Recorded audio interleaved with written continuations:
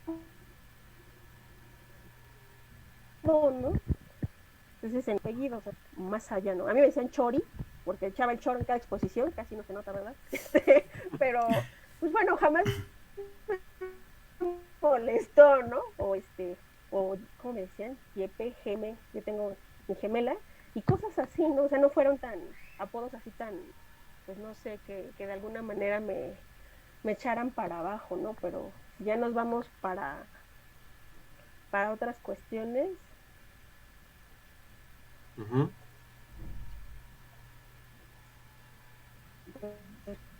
Poner apodos siempre te van lentes, pero, pues bueno, viéndolo desde ese lado de la identidad, pues sí, la verdad es que sí, te hace pertenecer a un grupo.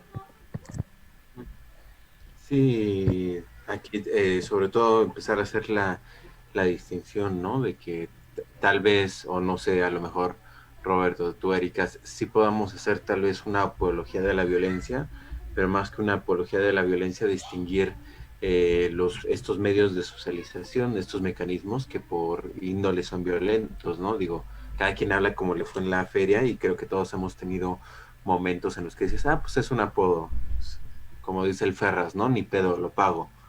Y es como esos cierto tipo de derecho de piso que te cobran en casi cualquier lado por estar, ¿no? O sea, si tú quieres ser como parte de este determinado grupo social, te tienes que aguantar a, por ejemplo, si eres hombre, y ahí también entra, o podemos hablar de las masculinidades o feminidades, ¿no? De que tú llegas a un grupo como hombre, en primaria, secundaria, pues te aguantas que te peguen en el hombro o el zape o que te escondan la mochila, cosas así, ¿no? Uh-huh. Es que Pero también vemos que eso hasta cierto punto y siempre ha pasado, es decir, el bullying es solo una conceptualización muy actual y con un determinado discurso político de lo que es la violencia escolar, ¿no? Porque siempre ha ocurrido y a todos nos ha pasado que en algún momento dice, chin, en serio, no quiero ir a esta clase o no quiero ir aquí porque sé que pues me van a traer de bajada, me van a traer de caula, e incluso en los entornos laborales, ¿no? Entonces, sí, Sí. cómo mediamos estos dos tipos de realidades, ¿no? Estos ciertos tipos de violencia que son comunes a ciertos procesos de socialización y ya este tipo de, a lo mejor, violencia desmedida que afecta directamente al desarrollo socioemocional, ¿no? No sé tú desde tu experiencia Uh-huh. cómo lo veas. yo O bueno, antes de Robert, que Es que, igual empiece Erika tantito, te interrumpo un momentito. Eh, mm, Robert, ay, te pusiste lo el siento, crop lo siento. me Igual, aplicando pelaste. el de la casa. igual antes, a mí se me hace súper curioso, ¿no? Porque ahorita que estamos platicando como de estas situaciones, de estas intervenciones que afectan de forma positiva y o negativa al sujeto de la educación, que en este caso es el estudiante, a mí también me gustaría poner en mesa qué tanto el docente puede participar en este tipo de situaciones, ¿no? Porque yo hace poquito estaba leyendo a unos autores que se llaman Ferstechmacher y Soltis, que ellos, bueno, hablan del docente, ¿no? Que tiene como tres enfoques, que es el ejecutivo, el liberador y el terapeuta, ¿no? El ejecutivo es como este docente que nada más se encarga de ir y dar su mensaje, ¿no? O sea, yo lo pongo de esta manera, que obviamente hay, insisto, hay de docentes a docentes, que es como el de física, que nada más va y te dice las fórmulas y hagan su trabajo, ¿no? Fin, ¿no? De ahí aparece el que es el liberador, el que es como para concientizar y emanciparte de, no, mira, puedes hacer esto y aquellas cosas más, ¿no? Y está el terapeuta, que yo creo que es esta parte esencial en la cual vamos a llegar, quizá, de que es el docente que te ayuda como a superar estas situaciones que tienes, digamos ahí que solventar, ¿no? Para que puedas desarrollarte en una educación plena, ¿no? Solventar tus situaciones. Quizá no, él no te va a dar dinero ni nada, ¿no? Pero te va a estar apoyando como tu orientador, tu consultor, ¿no? ¿Qué tanto el docente, no sé, Erika, nos puede dar un poquito más de luz, qué tanto el docente participa en estas cuestiones que también Alfonso tiene esta preocupación, ¿no? Pues acá desde donde yo hice mi trabajo de campo, el docente, tristemente son muy pocos los que se implican tal cual, ¿no? Con esto que yo les digo de observar y dar seguimiento del salón de clases, pues cumple con informarlo, ¿no? A trabajo social o con mucha suerte está disponible la psicóloga, ¿no? Pero hasta ahí, o sea, cumple únicamente con informar. Con la maestra con la que yo estuve trabajando, y excelente maestra, tanto de ahí de la secundaria como de la maestría, yo era la única que veía que se implicaba en este tipo de cuestiones, ¿no? Jalando a esa niña que le platicara al final de la clase por qué se había comportado así, si tenía algún tipo de problema. Ahorita muchos compañeros docentes me han de decir, oye, pues es que yo tengo 40, 45, tenía en un aula presencial, o sea, yo no voy a tener el tiempo para reunirme con esa niña en la clase, ¿no? Y eso es donde se complica aún más, y eso para mí es violencia social, ¿no? Porque no se está tomando en cuenta ese problema, o sea, simplemente se banaliza, pasa en todas las aulas y no podemos hacer más como pedagogos, ¿no? Y ahorita, para como que vincular un poco lo que estaba diciendo Roberto, y le iba yo a preguntar, cuando él decía, ¿no? Pues es que en secundaria pues era pues aprender, no panicarse con un 7, con un 6, pero como alumno uno tiene un referente, o sea, de quién lo aprendiste, de un maestro, de tus papás, de tu hermano, que cuando reprobó, pues no se apanicó ni se le acabó el mundo, y fue resiliente, por así decirlo, para sacar esa situación, o de cuál es tu referente para decir no pasa nada. Y pues el primero que a mí se me viene a la mente, pues obviamente es el docente, ¿no? Ese docente que te apoya, que te ayuda y que te dice, pues no pasa nada, ¿no? Pues si tienes que preparar el extraordinario, pues adelante, ¿no? Entonces, yo desde mi práctica igual así yo bien esas narrativas, ¿no? Es que me esforcé, pero pues saqué 7, ¿no? Y no le fue suficiente a mi padrastro, ¿no? No le fue suficiente ni para mí, ¿no? O sea, no se sentía bien con ese 7. Y ahorita, antes de que se me olvide, no sé si han escuchado o han visto una imagen que igual circula ahí en internet, que es de José María Toro, que dice, ¿de qué sirve que un niño sepa colocar Neptuno en el universo si no sabe dónde poner su tristeza o su rabia, ¿no? Entonces hablamos de esta parte de que, ok, académicamente, pues sí, cubres esa parte de conocimiento, te sabes los planetas, te sabes las fórmulas, física, química, pero ¿qué hay de esa frustración o esa ansiedad de que, pues a pesar de ello, pues te sientes mal, ¿no? Hay esa frustración, y como bien dice Roberto, todos pasamos por ahí, pero yo creo que en esta situación de pandemia está más intermitente, ¿no? ¿Cómo le vamos a hacer? ¿Cómo vamos a observar desde estas circunstancias, pues esos chicos, ¿no? Esos niños que no estén entregando tareas? O sea, es algo bien complejo todo esto que estamos viviendo. Oigan chicos, ahorita hablando de tareas, ustedes que son directamente docentes, tienen a cargo un grupo, ¿cómo les ha ido con esta cuestión de las tareas? O sea, ¿cómo han sentido los chicos ante estas situaciones? No sé, Alfonso, si ya empezaste igual tu cuatrimestre, no sé cómo te ha ido, cómo sientes a los chicos ante estas situaciones. Y quizá igual Erika nos pueda compartir un poquito de eso. Y igual como dejarlo como en duda, quizá en el momento en el que si lo consideran adecuado.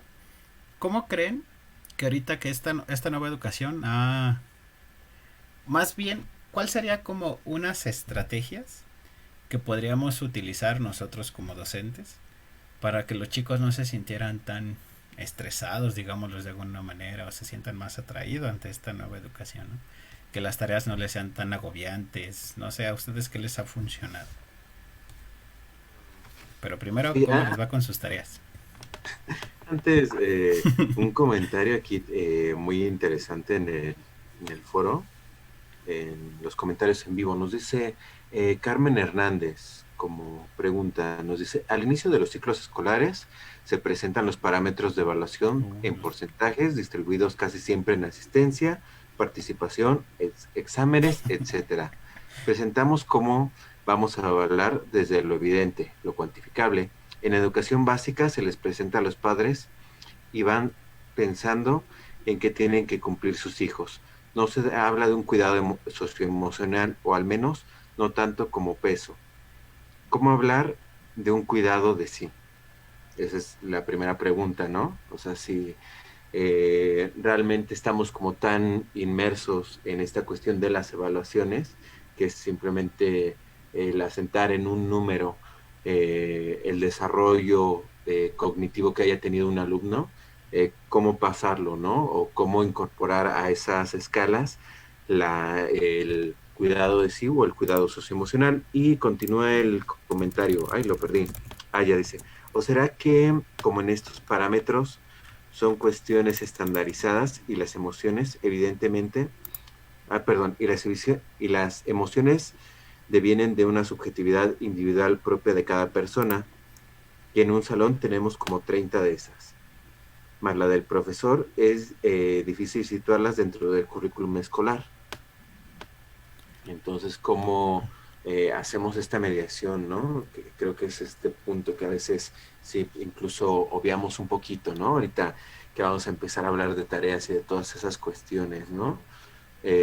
Cómo mediar entre este choque de subjetividades, y cómo desde parámetros que, como tú bien lo dices, Robert, esta educación que viene de finales del 19, mediados del siglo XX, que dijo, ok, sí, no nos podemos evaluar qué tan felices somos todos, ¿no? Pero sí podemos evaluar que también un alumno hace una operación, ¿no? Entonces hay parámetros de evaluación cuantificables. Pero ahorita que vemos que las demandas del contexto, las demandas sociales de la educación, cada vez está como más implícita esta educación socioemocional, ¿no? Cómo se pueden mediar, y sobre todo esa pregunta que es muy de pedagogos, pero más de psicólogos, ¿no? ¿Cómo te hace sentir eso? Por eso me llama la atención cómo lo preguntas, ¿no? Así de cómo se sienten con sus tareas. ¿Cómo se sienten, muchachos? Yo creo que algo también importante de esta cuestión, al menos de la pregunta del cuidado de sí, es que hay que ver si, al menos nosotros lo estamos hablando como práctica docente, o al menos me gustaría verlo así, como la práctica docente. Va a ser el cuidado de sí para formar al chico para que tenga también ese cuidado de sí, ¿no? Para que el mismo alumno genere una práctica de sí mismo, que busque una autotransformación de su propio de sujeto. Es decir, que el niño tome conciencia de que él debe de tener estas situaciones de acción de potencializar su propia comprensión del ser y en el mundo, ¿no? Es un elaborarse, es un transformarse y un acceder a cierta forma de pensar. Pero también esta cierta forma de pensar implica una concepción de libertad que el niño hasta cierto punto conoce, porque los padres y los adultos y la sociedad en general le han dicho cómo es su libertad, cómo él puede acceder a esta situación o esta comprensión de sujeto a partir de las libertades que les damos. Y lo hilo con las tareas, porque nosotros, o al menos a los docentes actualmente, creo que le estamos dando hasta cierto punto la libertad a los chicos de que entreguen, o inclusive a veces que no entreguen sus tareas de diferentes maneras, ¿no? Pero también otros, a partir de la figura o a partir de la situación de poder, generamos un control sobre el sujeto al decirle, no, es que la queremos de tal manera. Y utilizamos formularios de Google o Google Classroom, o utilizamos otras plataformas, ¿no? Que invitan al sujeto a dominarse ante nosotros, la cual ya no permite que el chico tenga esta cuestión de una práctica de sí, ya no se cuida a sí mismo. Entonces yo creo que es repensar nuestra práctica del sujeto para que podamos ayudar al niño, ¿no? O al alumno, independientemente de cuál sea, ¿no? Para que él mismo pueda cuidarse. Pero también es, y eso lo hemos visto muchas veces en la educación, ¿no? Es una parte de un trabajo en equipo, ¿no? El padre, maestro y el alumno, ¿no? Dejándolo nada más entre ellos, porque luego si nos metemos a Estado y gobierno, ya son como otras cuestiones, ¿no? Vale, pero Erika. Erika, es la buena la Erika. buena, Sí. Por favor, Erika. la chori que se aviente Ay, su... chicos, pues no, Como buen pedagoga, por favor. La chore y chori. Por favor. Pues fíjense, las actividades que tienen que entregar, bueno, que tenían que entregar mis alumnos, les comentaba de este curso en verano, no fue así como que tan rígido, pero bueno, les voy a comentar del anterior. Tenían que subir una actividad por semana, y pues sí, esas actividades en su mayoría fueron desfasadas y pues yo tuve que cubrir ciertos criterios de evaluación que ya te plantea la plataforma, ¿no? O sea, a mí, yo no diseñé ningún tipo de criterios, ¿no? Ya manejan sus porcentajes y demás, y hablamos de esta parte cuantitativa que siempre ha estado ahí, ¿no? Y lo que estaba en el aire era esto cualitativo, ¿no? Justo de que en ese espacio de observaciones no me da para colocarte lo que yo te quiero decir, ¿no? Entonces, si tú me entregaste una actividad en donde redactas el enfoque conductista y ocupaste ciertos materiales y la evaluación y demás, bueno, ok, cubro los porcentajes, pero el área cualitativa, o sea, sigue quedando en el aire, ¿no? Y ahorita estaba yo recordando las preguntas que ya después, posteriormente, y pedí permiso a mi coordinadora de enviárselas por correo, me dijo que no, porque la plataforma era el único medio formal. Medio de contacto, ¿no? Para evitar pero contacto. yo veía esa necesidad de que, y estando metida sí, entonces yo estaba así como que es que necesito que me diga esta chica por qué se despasó tantas semanas, qué es lo que le está pasando, ¿no? Entonces yo me acuerdo que así le puse, ¿no? Buena actividad, sin embargo está desfasada. Me gustaría que me contaras en dónde se concentra ese desánimo o esa falta de interés hacia la materia, o sea, en lo económico, porque a lo mejor te pusiste a trabajar para cubrir tu colegiatura, o coméntame, compárteme por qué estás en esa situación, ¿no? Entonces, de un grupo de 25, les puedo decir que solo 3 me contestaron, pero lo que me contestaron, o sea, fue oro molido en ese sentido, ¿no?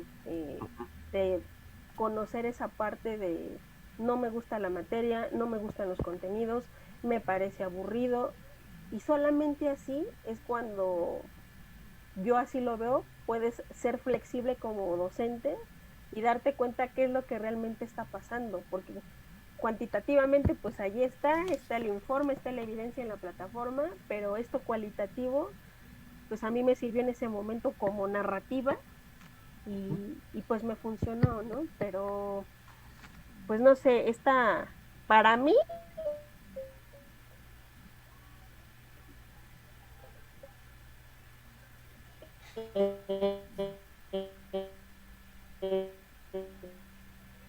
como ese cuidado de sí como docente es esta parte siempre de ser flexible, de no como que esto y está aburrido, casi que es la culpa de que, pues, qué tan aburridos, qué temas tan aburridos, siendo que yo no diseñé las actividades ni la plataforma, pero yo no las diseñé.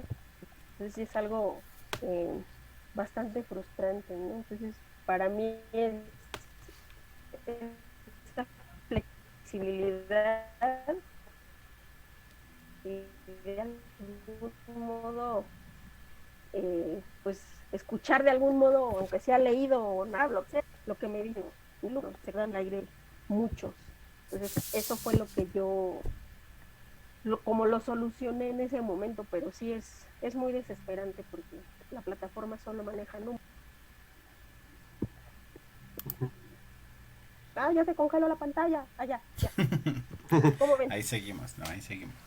Es interesante esta reflexión que haces acerca de cómo poco a poco tratas de acercarte a los chicos para que te comenten cuáles son las situaciones que están viviendo y a través de eso tú ser flexible para poder generar una mejor actividad educativa, ¿no? O mejores acciones. A pesar de que ya lo hemos dicho en emisiones pasadas, pues es lo que ya te dan el currículum, ya te dan las actividades y ya, pum, aviéntalas, ¿no? Hazlas. Así es como tiene que ser. Yo creo que lo habíamos dicho también en episodios pasados, de que pues antes no se permitía que el maestro tuviera un contacto, digamos así, por WhatsApp o teléfono con los padres de familia, ¿no? Estaba prohibidísimo, porque podría provocar ciertas situaciones, ¿no? Pero actualmente así, de la nada, así, órale, ¿no? Haz tu grupo de WhatsApp, desde ahí van a ser la forma en que te vas a comunicar WhatsApp se convierte en el medio para poder transmitir conocimientos o más que conocimientos, avisos y la forma de la instrucción de las actividades. Pero no sé, Poncho, tu experiencia antes de entrar en la recta final de este programa. ¿Cómo te sientes con eso? ¿Cómo estás? Es que realmente es difícil, ¿no? Tener una, un desarrollo de la educación socioemocional cuando en efecto el único contacto que tienes se reduce a mensajes de WhatsApp, sean notas de voz, mensajes escritos o los stickers, ¿no? Y también en cuestión de plataformas, pues resulta como bastante complicado, ¿no? Porque al menos la experiencia que tiene Erika y la que tenemos yo, que es de universidades privadas que trabajan por cuatrimestres, es eso, ¿no? Ya tienes tú el plan de la materia, te lo dan, tú ya tienes las actividades a evaluar, también te las dan, tú ya tienes incluso en plataforma, ¿no? Que te dicen, tú solo califica, pero les tienes que pedir cierto tipo de actividades porque es lo que soporta la plataforma, ¿no? Entonces, si quieres hacer como cuestionarios muy largos o si quieres dar como retroalimentación de ensayos o cosas así, en definitiva no puedes, ¿no? Y también todavía se sigue viendo esta parte, ¿no? Que tú lo dijiste muy abiertamente, pero creo que en ciertos sectores no es así, ¿no? No sé a Erika cómo se lo hayan mencionado, me imagino que sí, pero a mí sí me dijeron nada de pedirles sus correos personales, nada de pedirles números, nada de pedir otro tipo de contacto que no sea el correo institucional, que aparte el correo institucional de la mayoría de las universidades, tanto públicas como privadas, ¿no? O sea, también la UNAM anda en eso y no pasa nada, ¿no? Es como que no soporta ciertos tipos de archivos, no puedes como compartir cierto tipo de contenido. Por ejemplo, en la plataforma de mi universidad yo no les puedo mandar videos de YouTube porque lo detecta como spam. Entonces, si yo veo un video bueno que lo puedo utilizar como material didáctico, es o lo descargas o ves cómo se los mandas. Yo por eso espero que nadie de mi universidad esté viendo esto, pero pues ellos saben cómo soy, me contrataron, ¿no? Entonces, pues sí, yo lo que hice fue pedirles correos personales, ¿no? Porque por ahí es muchísimo más fácil mandar como todo ese tipo de información, ¿no? Entonces, sí resulta como un poco complejo, ¿no? Como llegamos a este punto en el que todas estas dimensiones, lo socioemocional, lo educativo, lo cognitivo, se van como concatenando y a fin de cuentas tenemos esta gran barrera que es los intercambios tecnológicos, ¿no? Entonces, cosas tan simples como detectar cuál es el estado de ánimo de alguien, aquí se vuelven como muy complicados, ¿no? Es decir, ahorita los tres estamos como hablando, como cotorreando, como dice la chaviza, pero yo no puedo saber qué tal si ustedes están enojados o preocupados, o qué tal si sus manos que no se ven las están moviendo porque están ansiosos. Ese tipo de cosas pierden mucho en lo digital, se diluyen demasiado y muchas de las veces sí solo queda como una simple comunicación, como un va y viene de mensajes en este circuito clásico de el círculo de la comunicación, pero sí se pierden muchos de los sentidos, muchos de los contextos, muchas de las transmisiones de cargas afectivas, entonces, pues llegamos a lo mismo, ¿no? ¿Cómo bordear esas barreras con las limitaciones que tenemos, ¿no? Creo que es muy complicado llegar a una solución en concreto, eh, porque inclusive la propia práctica pedagógica no es solamente de llegar a una solución que le va a funcionar a todos, como lo hemos mencionado en anteriores episodios en comentarios. Cada docente va a determinar cuáles son las mejores prácticas, las mejores acciones que le convienen dentro de su propio espacio educativo, dentro de su propia práctica. Inclusive ahorita recordando lo que dices de que ya estamos mediados prácticamente por cuestiones de internet, de una cámara, si la aprendemos o no la aprendemos. Hace poquito estaba tomando un curso de lectoescritura en braille y nos estaba la maestra Hilda Laura Vázquez, que es una maestra de la UNAM, nos comenta, ella es ciega de nacimiento. Entonces, no es cierto, ella empezó a tener ceguera así gradualmente durante su infancia, ¿no? Pero ella nos estaba comentando durante el curso, dice, para mí es importante, dice, quizá no que prendan su cámara para ella, que tiene una discapacidad visual, sino que me estén hablando constantemente para ver si siguen ahí, porque yo no los estoy viendo. Entonces no sé si estamos en este momento en el cual seguimos compartiendo las actividades del curso, pero como a través de simplemente llegan momentos, o al menos llegaban momentos en que la maestra se paraba un momento en su discurso y nos preguntaba, oigan, ¿siguen ahí? A ver, contéstenme, a ver, desmutéense para saber si siguen ahí. Entonces era como esta cuestión de estar preocupado porque realmente lo que estás haciendo le llegue al otro, independientemente muchas veces de cómo lo estés haciendo, ¿no? Que esa es como esta parte final de la comunicación, ¿no? Que realmente el mensaje llegue. Y ya que llegue, bueno, dices, bueno, al menos ya llegó, vamos a ver si genera algo en el sujeto, ¿no? Quizá en esta última situación. Y quizá nada más como pregunta final, y teniendo en mente estas No, situaciones de pero las Erika frustraciones, por eso, va a comentar, ¿no? ajá, por eso ya nada más para ir cerrando, quizás sería como nuestros últimos comentarios, o yo invitaría a eso. Si ustedes tuvieran hijos actualmente o tuvieran alguien que dependiera de ustedes para recibir educación, o sea, ¿cuál sería como la forma en que tú lo apoyarías? Porque yo veo a muchos papás que están en esta situación y muchos no saben cómo hacerle, ¿no? Cómo estructurar inclusive sus tiempos, ¿no? O cuál sería la mejor estrategia que ustedes propondrían para mejorar esta situación en tiempos de COVID, dicen. Pero Erika, por favor.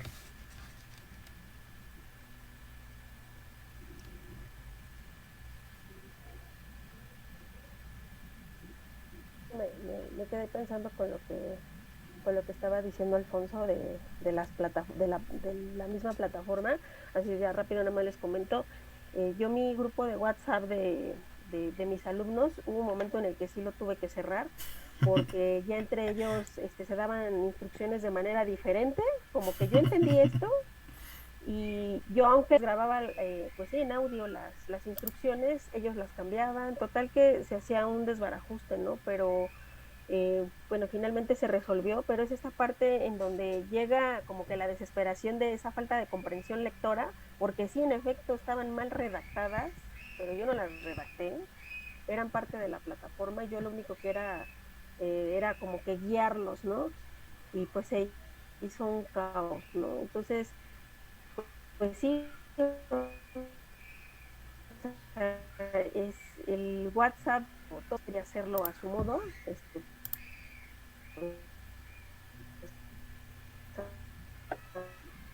andan dando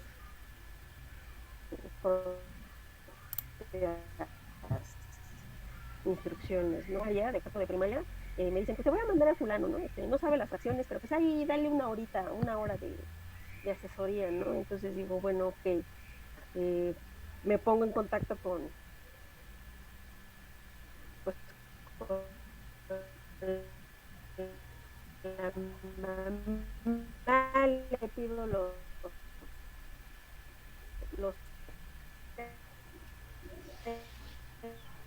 temas para ver si cuadran con lo que está. Yo el chiste es que lo tengan, ¿no? Entonces es esa parte en donde para mí fue un problema porque yo le decía a la señora, ojalá, yo sé que no se puede salir muy seguido, pero se compre este material pues para que él se interese y que no nada más me esté viendo, ¿no? Sino que lo manipule, eh, etcétera, ¿no? Entonces es algo bien complicado en mi área, que es también de esta parte de las asesorías y terapias de aprendizaje, que no me agrada el término, porque es básicamente ocupar otros materiales que no sean el libro, en este caso que no sea nada más la pantalla, y tampoco caer en eso de que, ay señora, pues que vea este tutorial de 10 minutos y ahorita pues nos conectamos, ¿no?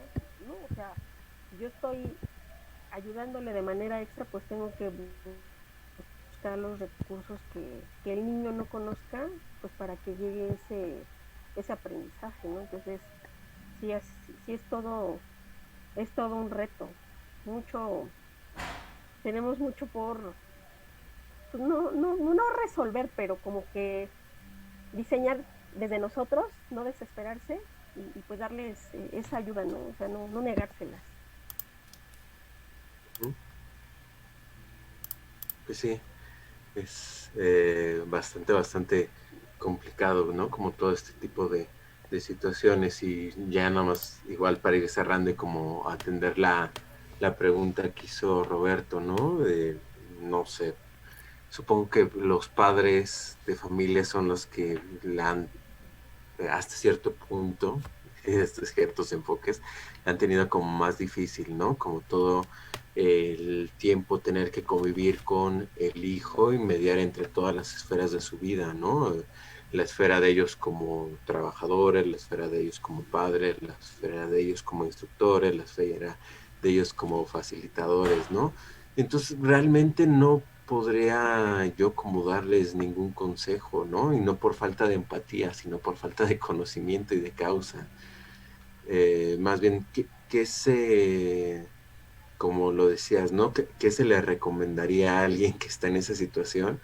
Creo que realmente, como dice Jorge La Rosa en una de sus conferencias, creo que es en la Computense, ¿no? Que habla sobre consejos para quien pretende educar, ¿no? Que es una conferencia que él da frente a estudiantes de ciencias de la educación, ¿no? De primer ingreso y que les dice, pues, ¿qué se le puede decir a alguien que está por emprender un camino tan difícil? Es, pues, suerte, ¿no? Y no se desvelen, coman a tiempo, porque realmente el camino de cada uno es como tan particular que no se puede generalizar, ¿no?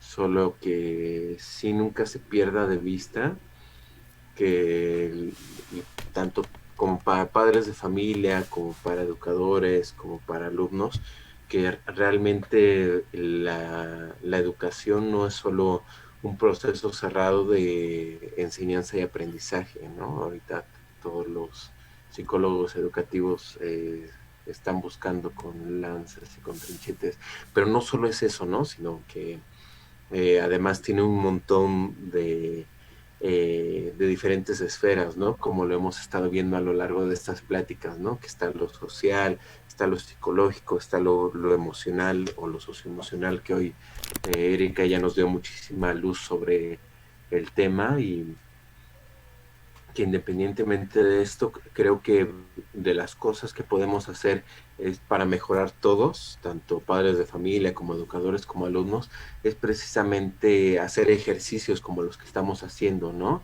El hecho de compartir experiencias, de saber nuevos caminos, nuevas posibilidades, de saber esto a mí sí me funcionó, te puede funcionar a ti, o esto a mí no me funcionó, pero tal vez a ti sí. Creo que es eso, ¿no? Que nunca se pierda que la educación ante todo es contacto humano, ¿no? Como se quiere entender eso, y con todas las vertientes de lo humano, ¿no? Creo que eso es lo que podría agregar. Sí, sí. Y yo, bueno, ya como parte final, eh, no, obviamente no tengo esta experiencia porque no soy mamá, pero tanto con compañeras que ya lo son, pues es esta parte de pues no desesperarse, ¿no? Podría parecer así como que muy obvio, pero es ser paciente con eso y sobre todo saber que cometer un error o hacerlo a la primera no tan bien, o sea, no es el acabose, ¿no? O sea, se vale equivocarse, porque todos estamos aprendiendo de esta nueva modalidad. Entonces, si ahí es como de entrada vas a ver esa tolerancia a la frustración, primero a ti como docente o como papá, y quieras o no, eso se lo vas a modelar o se lo vas a transmitir a ese niño, ¿no? Entonces está en ti, en que eso sea, no, pues como decía Roberto, no echarle para adelante, no pasa nada, porque sí, o sea, el temor a equivocarse es así de, oh, ya te equivocaste, ¿y ahora qué vamos a hacer? Y así me pasa, ¿no? Con universitarios, maestros, que le subí en el espacio para agregar el PDF de mi actividad, erróneo, ¿cómo le hago, no? Entonces, bueno, a ver, espérame, déjame, meto, lo mando a borrador de nueva cuenta y ahora sí me mandas el que es, ¿no? Entonces, O sea, si yo me pusiera así de, ay, o sea, ¿cómo que te equivocaste, no? Entonces, no, o sea, es esa parte de que todos estamos en este proceso de adaptación y de aprendizaje y pues hay que primero tenernos paciencia nosotros porque pues no somos los únicos, ¿no? Los niños son los más directamente afectados en este proceso de aprendizaje, pero nosotros como pedagogos o como padres o lo que sea, estamos también aprendiendo y desaprendiendo un montón de cosas, ¿no? Son como los procesos de colonialidad que luego llamamos, ¿no? De repente, ¿no? Ya, Estas cuestiones. sí, sí. Así es. Eh, Agradecemos a todos los que nos estuvieron y nos están viendo actualmente. Un comentario que tenemos, Eduardo Morales nos dice acerca de lo que estábamos comentando como reflexiones finales, de que empatía y otra edad, todos estamos aprendiendo, ¿no? En esta nueva vorágine de, digamos, de la educación a distancia.